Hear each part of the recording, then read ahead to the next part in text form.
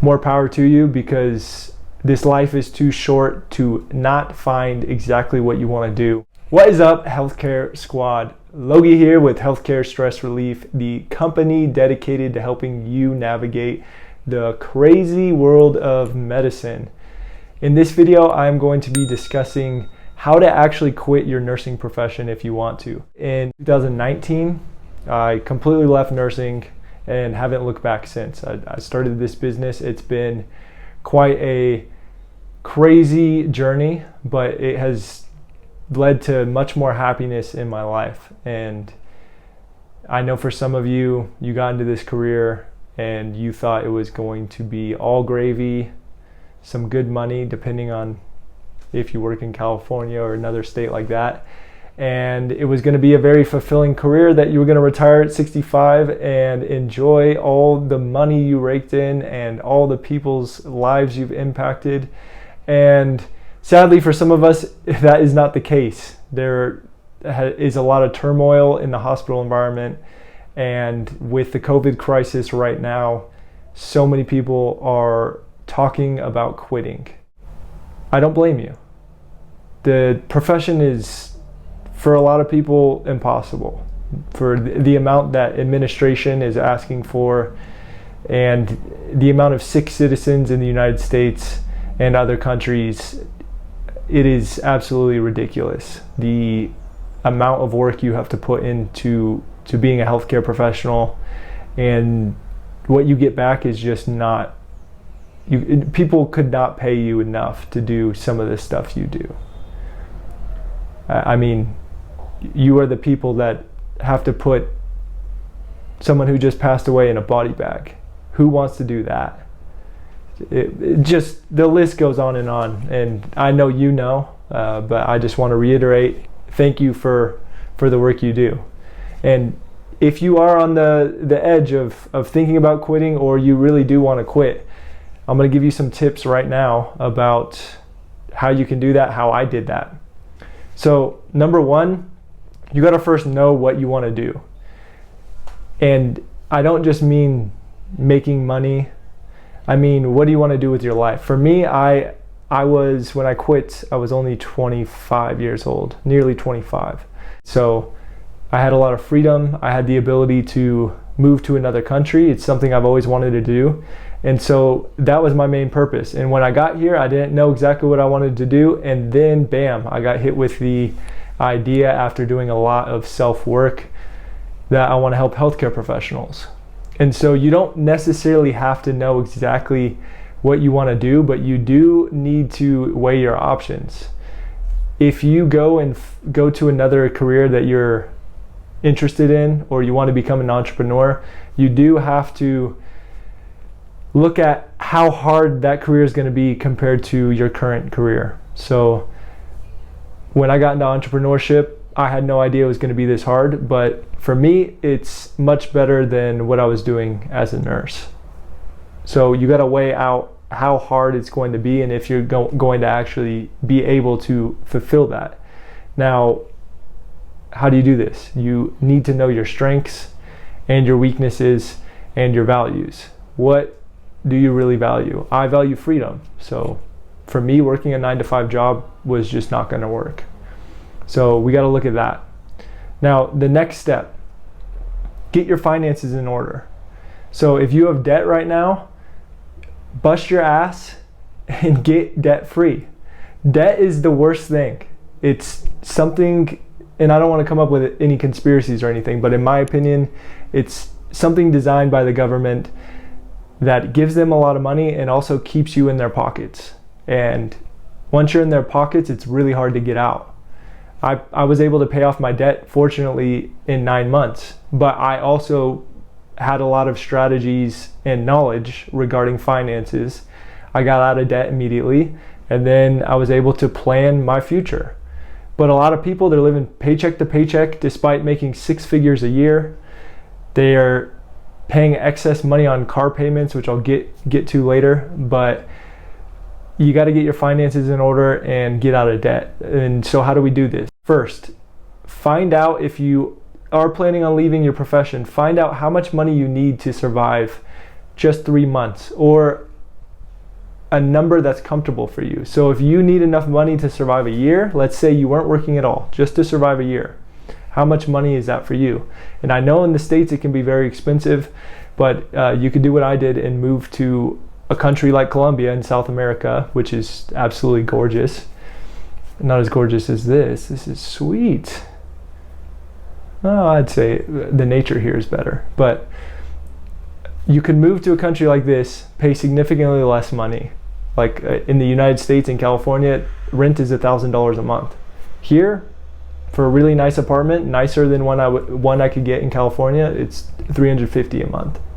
Absolutely ridiculous. And you don't know this stuff until you meet someone who's done it or you do some research. But a lot of the people in your profession, if you do want to leave, they're going to tell you not to. Because if you do leave, that means that if you survive, which you will, that means that they could also leave. But a lot of them don't want to do that.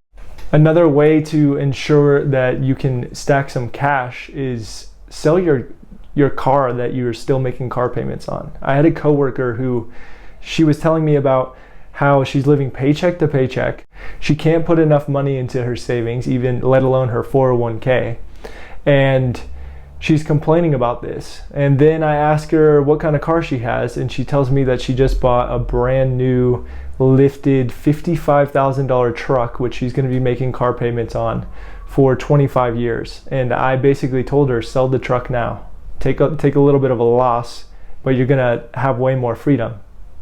I can't do it. No, I can't sell the truck.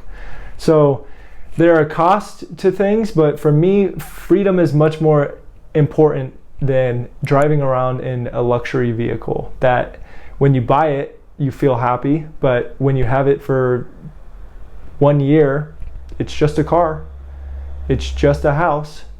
Now, if you're living with a family and you bought a house, I understand you have investments there, but there are options. And if you want to know more, reach out to me because we can talk about your options. We'll do a free 30-minute call about your goals and what you need help with. The most expensive things that you need to cut are housing, transportation, and food.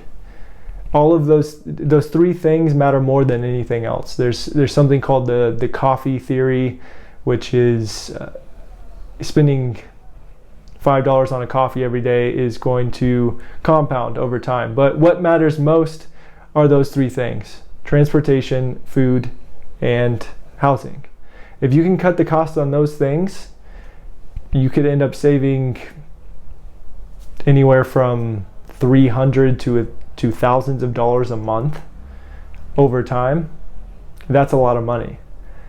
And so many people that I used to work with were coming to me for financial advice. A 23-year-old, I was just stacking cash, stashing it away because I was frugal. And being frugal is not bad because now I have freedom. So stack your cash, find ways to cut things you don't need out of your life. You don't need a big budget to look at all the time. You just need to cut out these main expenses and stop spending money on useless crap that you don't really care about.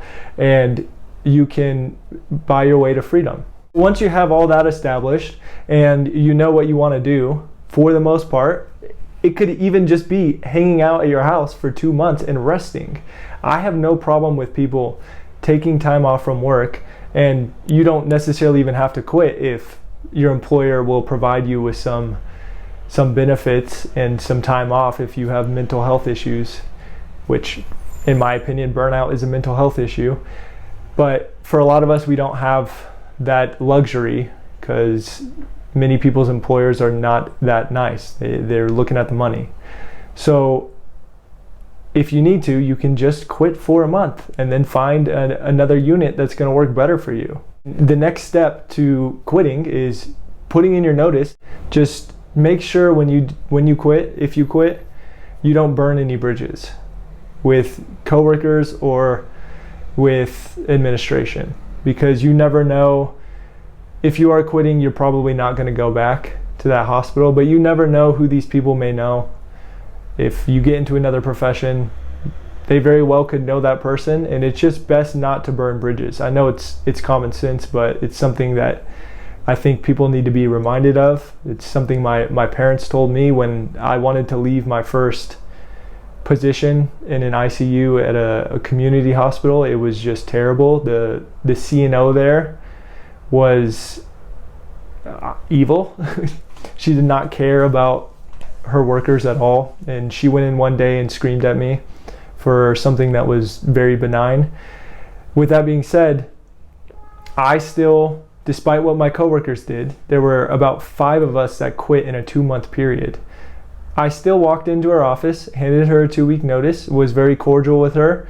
She said some mean things to me. She actually said, "You know you wouldn't be in this position if it wasn't for me." And I said, "Yeah, I appreciate you, thank you," and I walked out. She was the one who was hurting because she just lost 5 employees, and I walked out with a smile on my face. My other coworkers, all of them walked out without giving her a 2-week notice.